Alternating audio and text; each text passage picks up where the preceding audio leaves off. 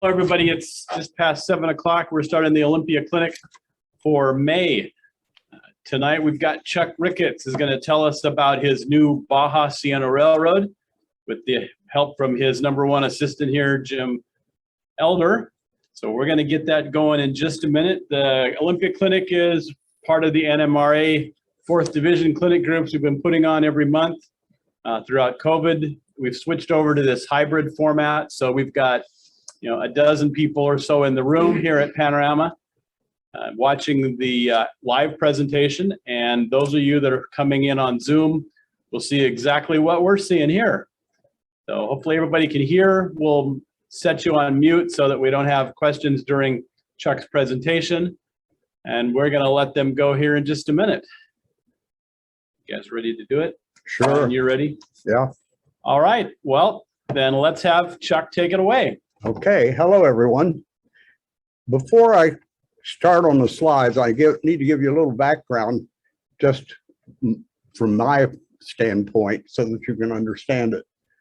I got my first train set on my first birthday, and a number of train sets and layouts after that. We come up to the 90s. I'll skip all of the rest.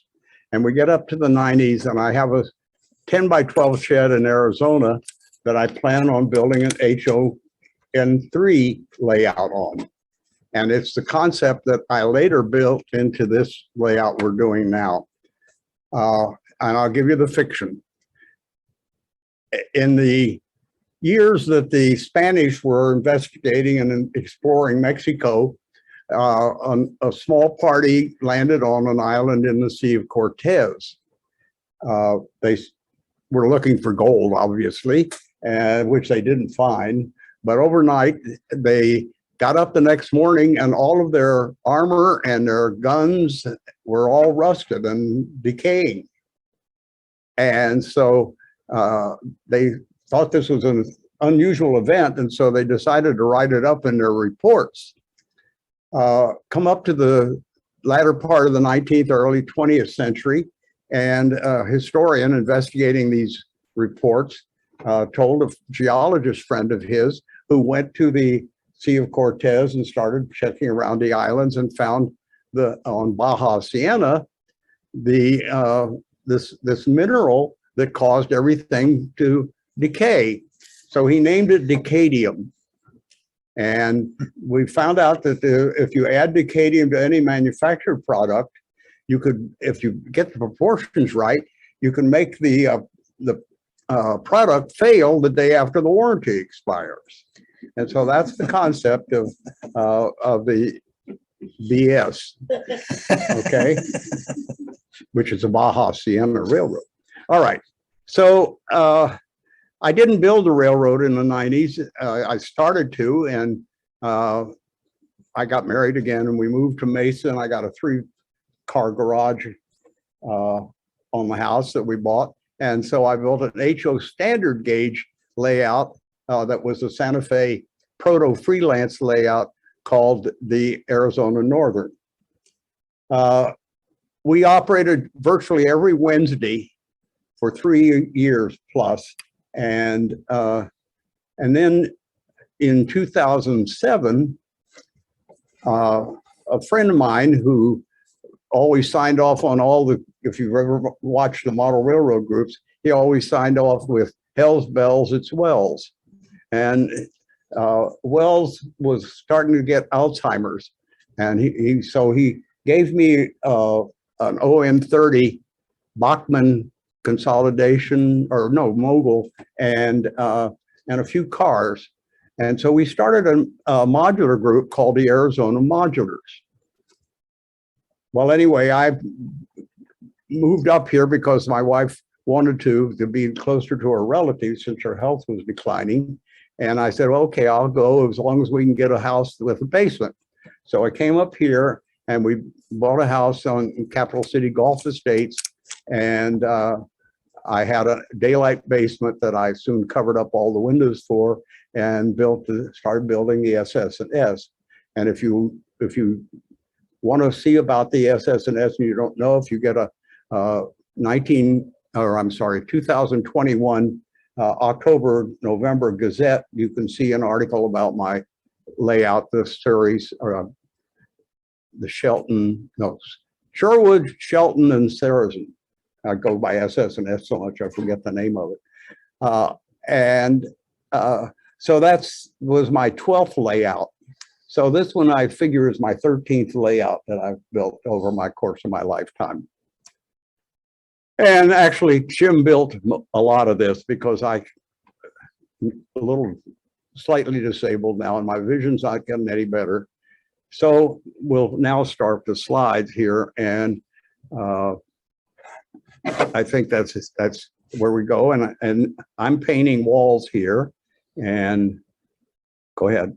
And Jim Elder, who is very instrumental in building this layout and my previous layout, he and Jerry Julian helped me finish it off to the 3 rooms. And he's holding a bridge that was donated by Bill Busacca, and it's an SN3 bridge that we converted to ON30. And it's a really nice Hunter line kit. So that was one of the donations we got. Okay. The Baja Siena, if you can see this map, I don't know whether my finger shows here or not, or do I have a, I don't have a pointer. Can you ask them if they can see that Okay. cursor? Okay. Can you see the cursor?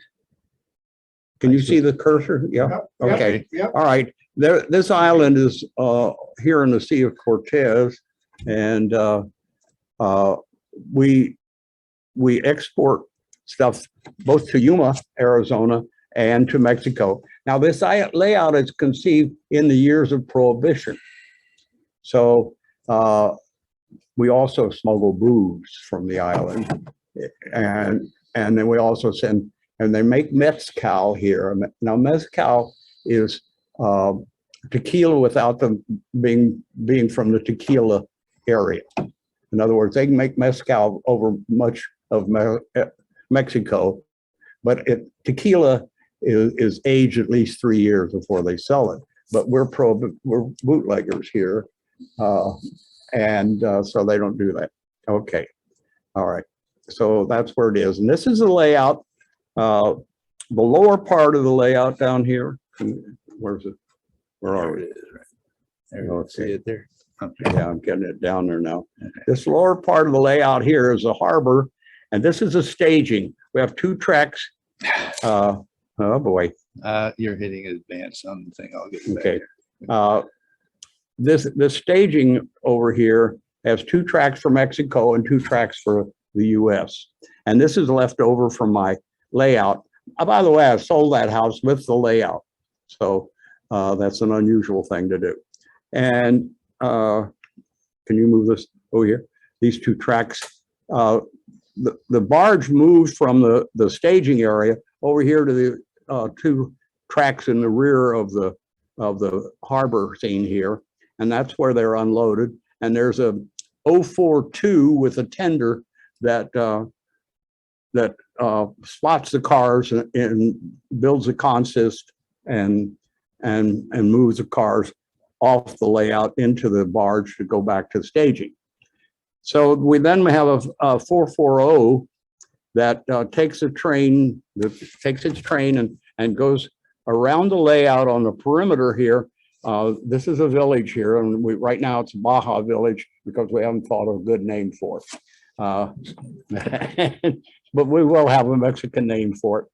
And then it drops off cars that are going to be spotted here by a gas mechanical that Jim built and put a decoder and lights in and sound, by the way, in this little gas mechanical.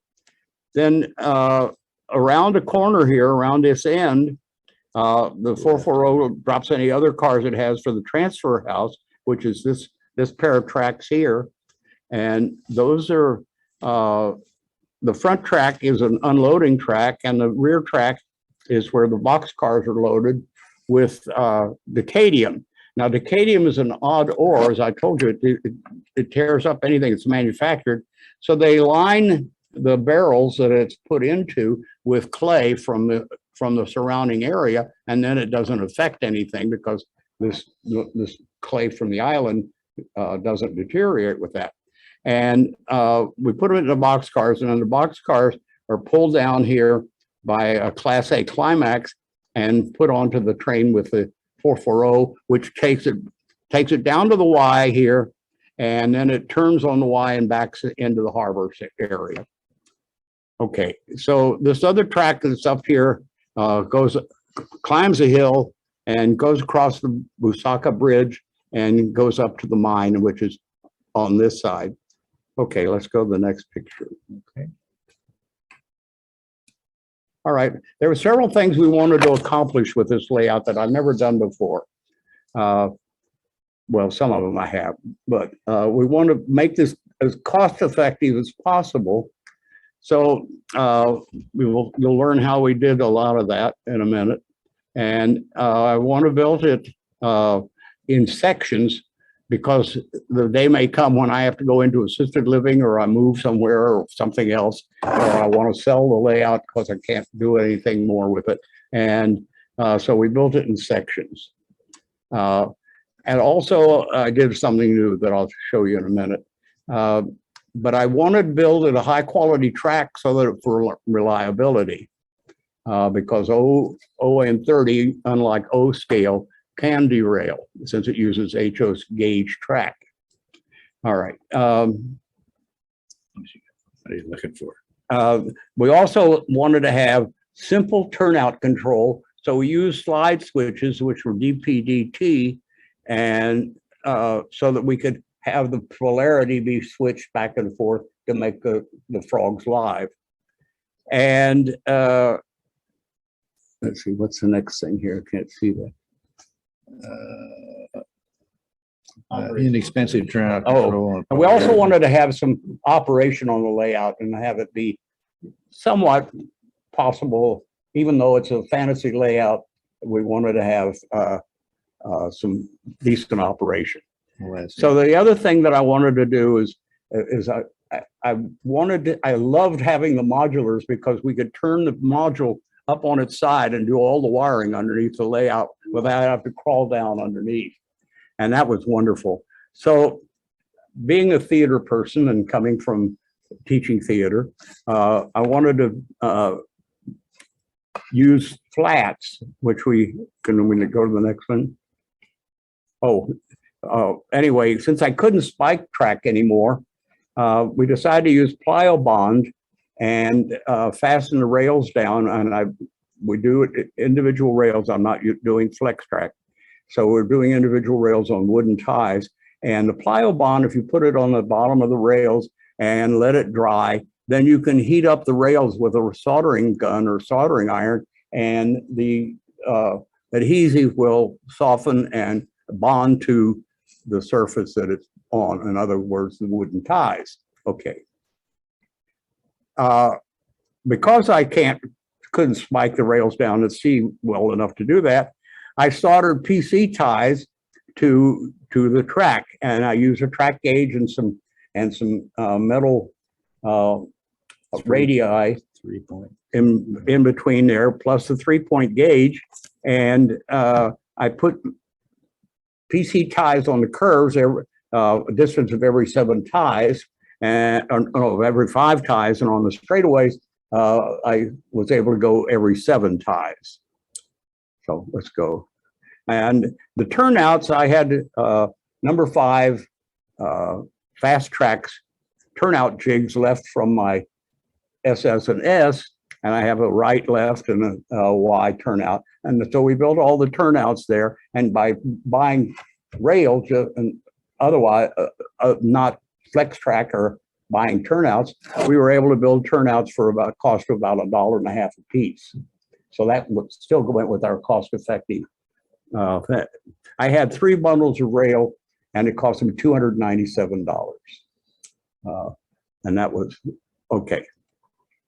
Now here's what we did for the Benchwork is we bought 1x2s and made L girder for the legs out of that, and then we had 1x4s for the web of the L girders for the upper part of the Benchwork, and then we put the flats on top of that.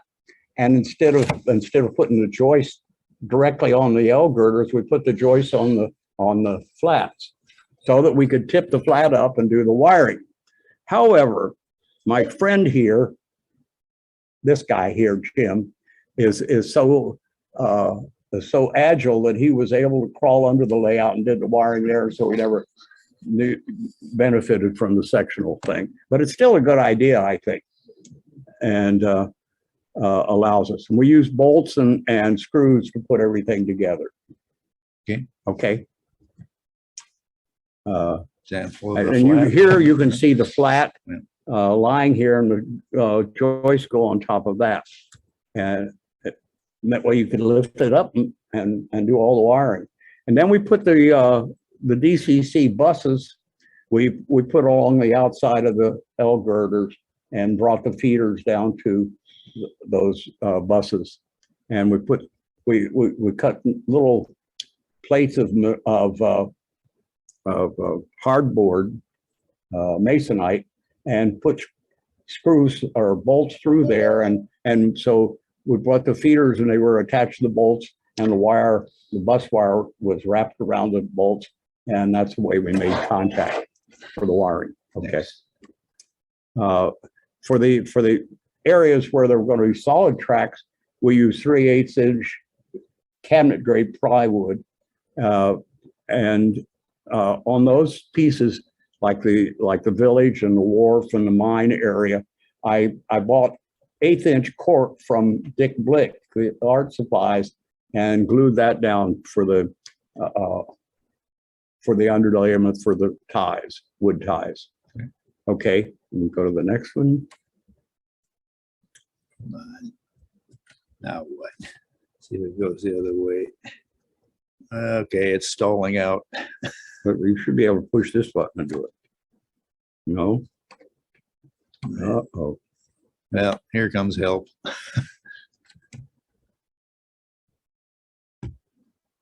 Okay. All right. So you can see here that we used plywood on regular risers, just like you would use them on a regular L girder. And the plywood sub-roadbed was all made out of 3/8 inch plywood, which is strong enough for a OM30. Okay. I also found on eBay some 2 inch wide by 1/8 inch thick soft rubber, which made wonderful sub-roadbed a lot cheaper, since it was $7.50 a roll of 50 feet. It was a lot cheaper than buying cork roadbed or anything else, Great sound or absorber. homosote, which is what I used on the SS&S. And it's also a great sound insulator. So we were able to get fairly quiet roadbed by gluing the track down and gluing them to the ties and gluing the ties onto the rubber, soft rubber. Okay. All right. So we made pretty good progress, and we had a lot of the layout, basic bones built early. Okay. Yeah, let's go on to the next one. In order to control the turnouts, we wanted to use those slide switches, and Jim had used them before, and we used a couple of them on the SS&S. And then for the areas that were going to be weight bearing, we bought pink foam and used pink foam for areas that might have some weight bearing area to do. 1 inch was more. Than 1 inch, well, yeah, 1 inch was enough to take care of it. Okay. Okay, yeah. Now, however, for the vertical walls, we found that right up near my house, there's a recycle bin for foam. And we went dumpster diving basically, and got a lot of white foam out of there. And that's what we use for the vertical walls that you see all around the layout. And the cost is wonderful. Just the cost of the driving down there and picking it up. So, okay. And I used a lot of earth colors, acrylics, and basic student colors to paint with, because they're plenty good enough for model railroading. I'm not doing fine art. A lot of wash. Yeah, a lot of washes and some spattering and other things. Okay. And here I am painting the walls. And I tried not to, I wasn't trying to do realistic colors. I was trying to make them a little bit brighter, sort of a Disneyland, Six Flags, rather than a realistic coloring. But I came, I got close, and so that's what all the walls and the white foam. We got. I have another thing where I save money. Near my house is a dollar store, which then was $1, and I was able to buy a foam core for $1 a sheet. I guess it's $1.25 now, but I got the foam core, and we fastened that with pieces of little scraps of plywood. We were able to glue that to and fasten those up to the joist to support the wall, and then we glued the white foam with foam glue that I got from Hot Wire Foam Factory, and we glued the white foam to the foam core. And it really holds it. It really does a nice job. Pretty structurally strong. Yeah. And then once we got the acrylic paint on the white foam, it's just as good as pink foam as far as being hard and having a nice surface. So you can always use white foam where you don't need to have weight bearing. Okay, that's one of the things we found out. Yeah.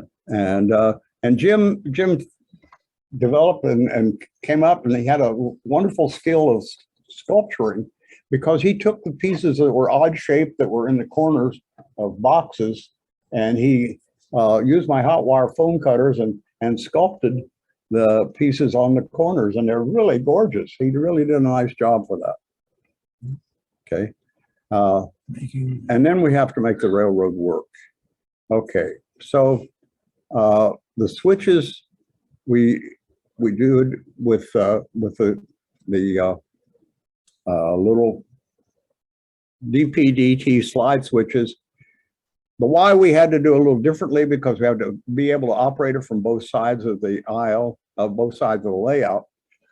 The electrical was all Digitrax DCC, because I had an extra DCS 100 from the SS&S and a PM42 and some other stuff, and I saved some of the throttles I didn't sell with the house. So we didn't have to do that, and we used a JMRI on the computer with Decoder Pro to program all the locomotives. And I will get in more JMRI later. Okay. But the electrical was pretty simple to operate, but the Y had special considerations. Here's a picture slide of the slide switch. Okay. And it's just moving it back and forth with a piece of wire attached to it through the points on the turnouts. And he doctored it up and made it look even better by building these little switch handles that he glued to the slide switches. And you can't move the slide switch with those little handles because it could pull the glue off, but you move the toggle switch itself. And as long as you do that, they're okay. I just attached it with JB Weld material, right? Yeah. And it's just there for looks. Give it something other than a slide switch look. Right, and they look a lot better. They look something like a regular switch handle. Okay. Now here's the why, and it's a little different, because and we call this Nulton Wye because Roger Nulton up there in Fife donated 3 tortoises for the layouts. So we got a donation from Roger, and the turnouts are controlled with this push buttons that we hid underneath pieces of rock because we don't use them very often. But unlike the route switches that I had on the SS&S for some of the turnouts, these have a diode matrix, and there's an LED on each side of each turnout, and when 2 LEDs are on the same leg are both lit, then that route is clear to go through. So you need to make sure that you got both both lights lit. And we wanted And- this off of the fascia board, so. Yeah, and it's rewired off of the fascia. We didn't want the controls on the fascia and people bumping into them because we use push buttons on his also. And so we hit them under rocks. You Okay. just lift up the rock and you can throw the switches for the turnout Next. and the next side. And so on the other side, we also have here next to the Busacca Bridge, we have a rock that you lift up here and you can control the turnouts from this side of the layout. So it makes it nice to be able to do it from both sides. Okay. All right. This picture shows the difference in elevation between the harbor on the right and the mine on the left. And the harbor, these two tracks nearest the wall are where the barge docks up. And if you notice down here below, there's a lift up panel that is the Sea of Cortez, and we block that up with a stick when we're in operations mode. On the mine side, the track closest to the wall is a dump track, and the other track is a supply track where you bring in cribbing and any supplies that needed at the mine. Okay. This is our control. We use a laptop here to program the locomotives and anything that we need from that. And Got a dedicated program. and we have a dedicated program track. And the next picture will show. No, it doesn't, does it? Yeah. No, well, No, no, it it's not. does show it. It's a switch over here on the side. That, way down the bottom. I can never get that cursor to work. Yeah. So let's don't mess with it. all right. Anyway, we have a switch there to be thrown so that this one spur can be set for turnout operation, for layout operation, or be a programming track. So we can change it back and forth. Next. And this building up here is a railroad supply. And the power is on another slide out tray, which is in this middle of the layout. And that's where I have the power pack and DCS 100 and a PM 42, which breaks the layout into sections so that that are electrically isolated. So a short in one section won't kill the whole layout. Okay. And there's a couple of throttles that I had left over from the SS&S. Next. Okay. This is an overview that Greg took, and you can see the harbor from here, and you can also see over the wall, which you can't see unless you're really tall. Now, Brian may be able to see over the wall, but I know, but most of us can't. So, okay. And here you can see over the wall because it's another overhead shot, and you also see the Y and the track at Smuggler's Cove and a little indentation there. And in the distance, that big yellow white building there is the pottery shed. Okay. Okay. Now this overview shows the Baja Village. In the far distance is a pottery shed, and then there are some little miners' cabins that we made out of foam core and covered with printed computer paper. We printed a siding with that is the We'll see computer. We'll see it here. Yeah, you'll see it again in a moment. And then the next building is the hotel that the manufacturers stay in while they're signing contracts and making arrangements to purchase the decadium. Then the next track is the Mercado, which is The green building. the green building, green and yellow building, which is a Mercado, which means store in Spanish, and the Mercado sells everything. It's like a general store, and so they get supplies delivered to a dock. And behind that is over here is the freight station, and all supplies and things for people come into the freight, just a regular normal operation freight. There's an animal pen there. And too, then so we have, right next to that, on this side of the track, is mainly a goat pen, but it's also an animal pen when they ship out a cow or something to be slaughtered. All right. And the next or if there's somebody buys horses. And then the next thing is a distillery, and we'll see more of that later. And the building at the bottom, the buildings, I should say, at the bottom of there is a dock here where the agave, which is what mezcal is made out of, is unloaded, and the agaves can be sometimes several feet in diameter, and they're called piñas because they resemble a pineapple, and piña is the word for pineapple in Spanish.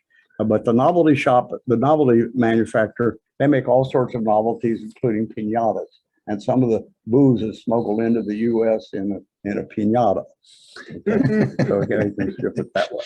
Okay. Okay, and then you come around the double siding, and there's a transfer house On the right. on the right. And the transfer house is where they transship the ore that comes in the ore cars, and they put it into barrels lined with clay, as I mentioned before, and loaded into box cars to take it to the States and up to the Midwest and the Northeast where manufacturers are. Okay. Okay. This is just another view, and this shows the mine on the right and the tracks going up to it, and the staging yard down here on the table. That's not the normal location, staging yard, but while I have stuff in the garage, we have it there. Okay. And you can see the bridge, the Busacca Bridge in the distance, and we'll see more of that later. Next. Okay. Okay, now operations. One of the jobs of operation is just the mine job. And that's using the Class A Climax, which is sound, and all the locomotives, by the way, have sound. And so the Class A Climax is the only locomotive that is narrow enough and powerful enough to take milling cars up to the mine. So it can haul quite a bit. And so that's one job. So it takes the supplies and the ore car, and it keeps going back and forth loading ore. Okay, and then there's a Baja Siena turn, which is a 440. It takes cars and distributes them to the Baja village and to the transfer house. Okay, and then the harbor switcher does all of the makeup and breakdown of trains and unloading and loading the barge. So that's the 4 jobs that we have on the layout. Next. Okay, next. All right, so like I said, 2 of these tracks are Mexico, and 2 of the tracks are US. So, and here's the barge that they're loaded onto, and that's left over from SS&S also. You see it. We had 2 barges there, and I kept one of them. And here it's now you see the Sea of Cortez when it's folded up and propped up, and the barge is sitting on the Sea of Cortez. They're connected to the rearmost 2 tracks. Okay. So you remember you got to need an idle car to get the barge Yeah, unloaded. sometimes you have to idle because there's no power on the barge. They're not electrically connected to tracks on the barge. Okay. Okay. And there's the view of Okay. we've seen this one before. Headed up to the mine. Okay. Yeah. Around Right. the edge. Yeah. So like I say, the 440 takes the track around the edge of the layout and comes around this track here at the very bottom, and it drops off any cars or for Baja Village on the main line, and then the little gas electric will take them and spot the cars, and plus put together another train later to take cars back to the harbor. See some more of the detail. And you can see a little bit more of the miners' cabins here on that picture. And Well, okay. okay, and then we go on after it finishes dropping the cars there at Baja Siena, which is the temporary name. it will go on around to the transfer house, which is on the other side of the layout over here. And then it will leave cars on the passing siding for the Class A to take up to the mine. And then it will hook up to its caboose and proceed down this track under to the Y and make a turn around and back into the harbor so that it's ready to take another run.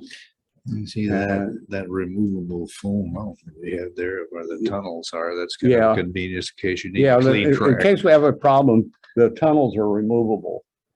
So we can remove those rocks. They don't weigh much, you know, you can lift them up with one hand because they're all white foam.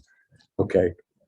And you can see the curvy track that goes up, and it goes very close to the walls, hugs the walls, just like the Durango and Silverton does on that run up to Silverton. And so the Class A is the only one that will get around there without hitting the wall. Okay. Get an idea what the texturing is like on the wall side that you've done. I'm sorry? Get an idea what the texturing is like with acrylics and wash that you completed. Yeah, you can see some of that. A lot of washes and a lot of layers of paint there. Most of them were washes. Yeah, all that foam came out of the dumpster.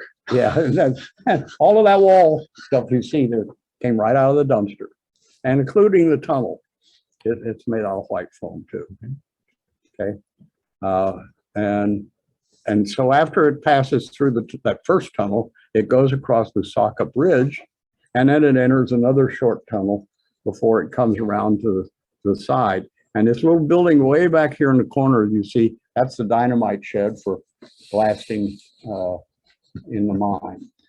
So okay, that is all right there. Okay, and we have some. I just for the fun of it, I built some hoodoos, which are not made to be realistic, but if you've ever taken a cumbersome Toltec or some of the other railroads that go where there are hoodoos standing, you know what real hoodoos look like, and these are not made to look like real ones. So, okay. And here's the Class A Climax. It's a very neat locomotive.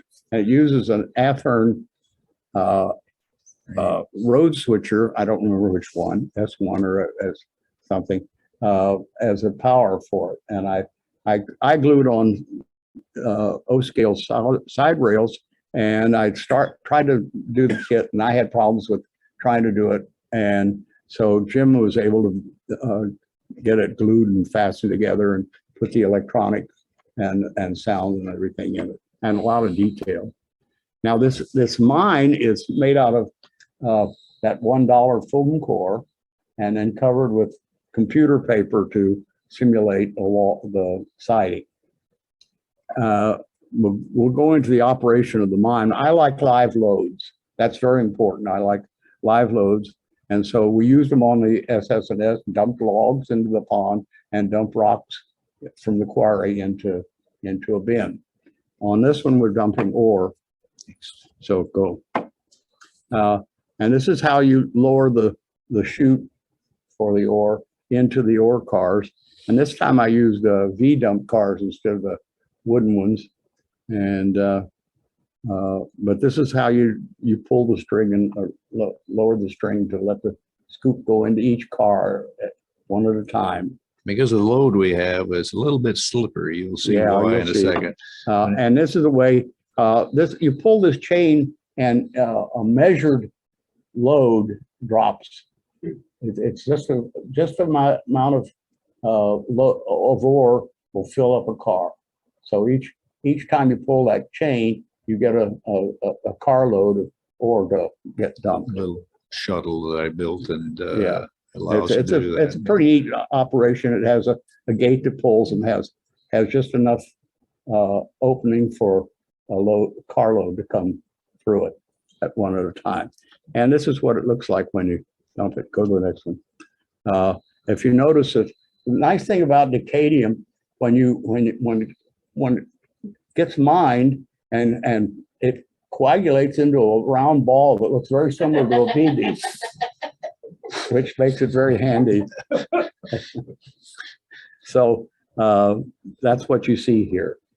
Okay, so these ore cars get filled and then they get taken around to the transfer house and they get dumped into a bin here by pushing a button on the fascia that makes this wire rise up and tips the car over. And so it goes into a bin, which Jim can reach underneath the layout and get and take it back to the mine and fill up the mine again.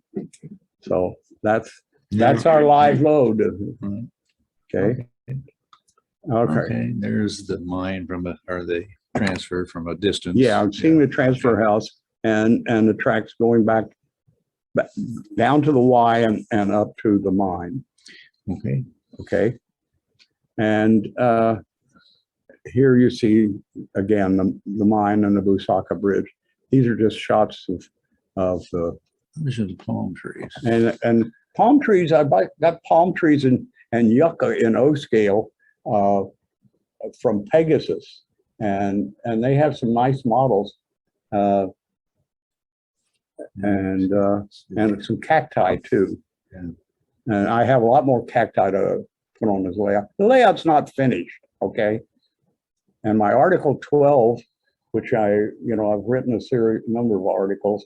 Article 12 will be going to Jim sometime, or Greg sometime this next week.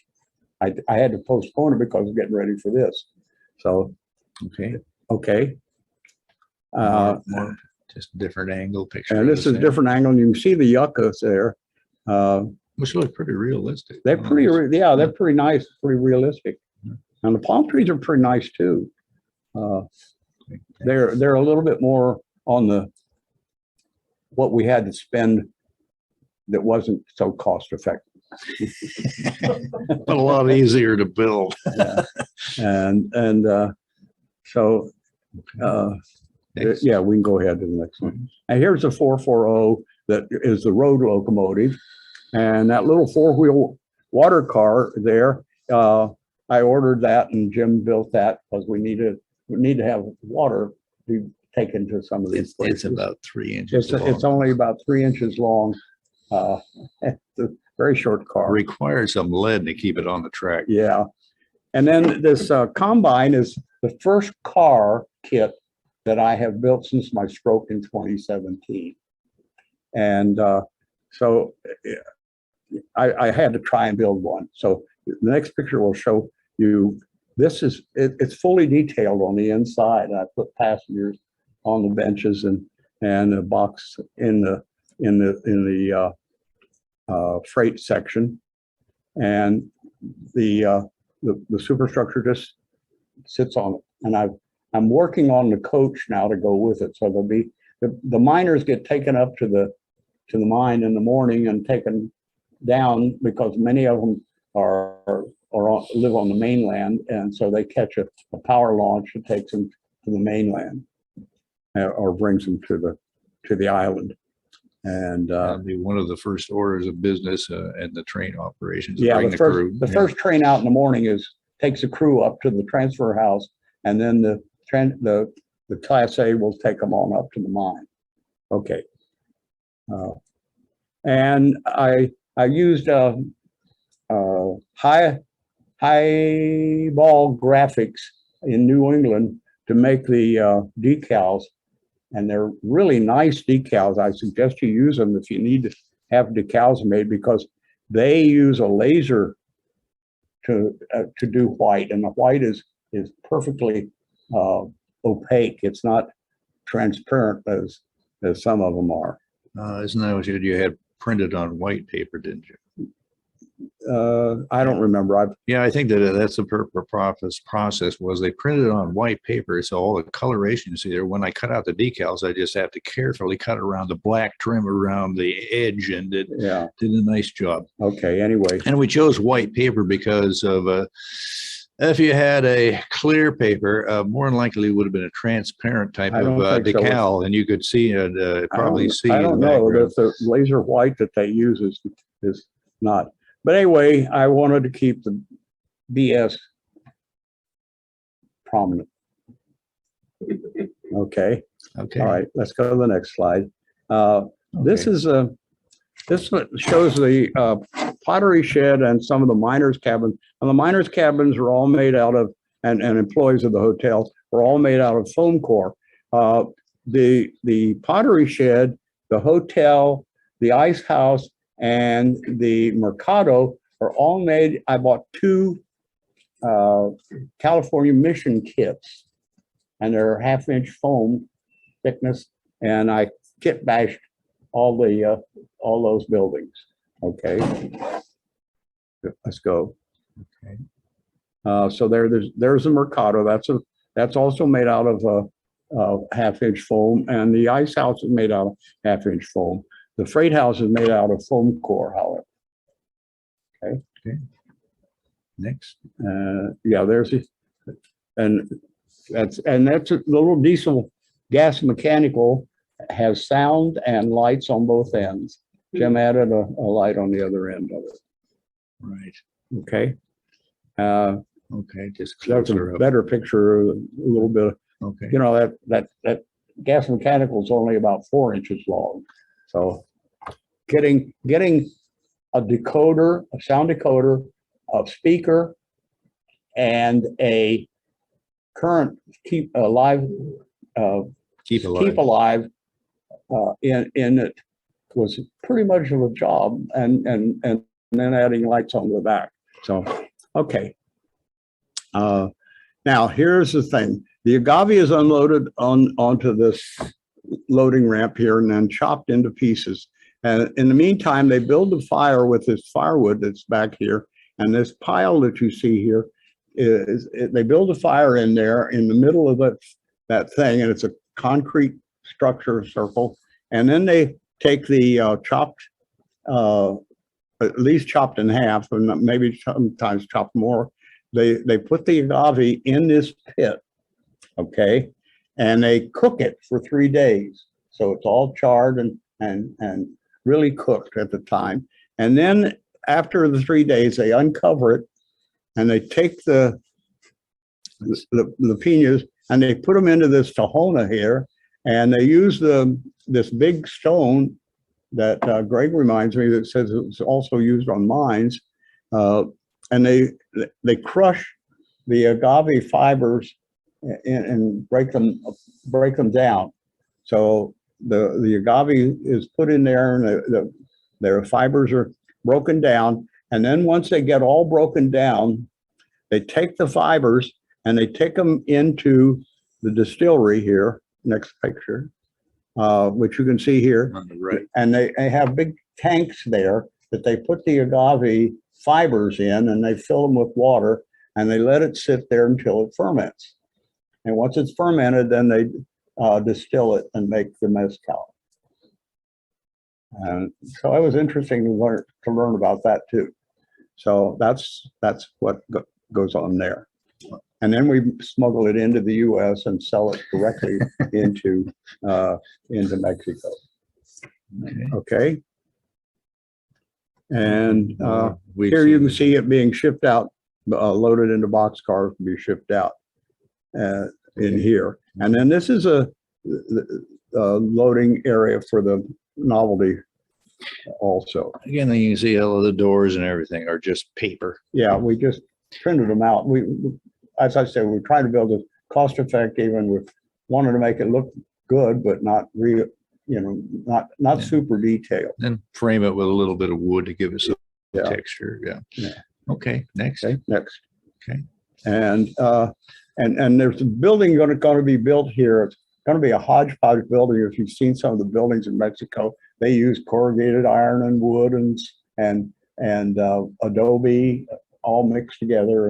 And there's going to be the little thing here to build Pedro's Pescados, which means fish. And they also sell cerveza at this little fish place. If you know what that is, that's beer. So that's what's going to be in this building here. This little. And of course, some of the beer gets brought in refrigerator cars. Why did we name this little piece of water here? Or something Yeah, we special? called it Smuggler's Cove. It seemed like the thing because that's where they were smuggling it before the railroad was built. And when they first came here, everything had to be unloaded at Smuggler's Cove and carried by wagon to build until they got the railroad built. So, Okay. okay. And that's the end. Okay. So now if you want to ask your questions, I'll try and answer them. By the way, just a little publicity thing. You can, as I said, you can see the SS&S if you buy or get your hands on a September-October issue of 2021 of the Narrow Gauge and Short Line Gazette. And if you want to see my layout, you can sign up for the Narrow Gauge Convention in Tacoma. That's going to be September 1st and 2nd and 3rd, I guess it is. And 4th. And my layout will be open on Saturday, Sunday, and Monday, Labor Day. So if you want to see my layout, that's the time to see it. You can all come and visit.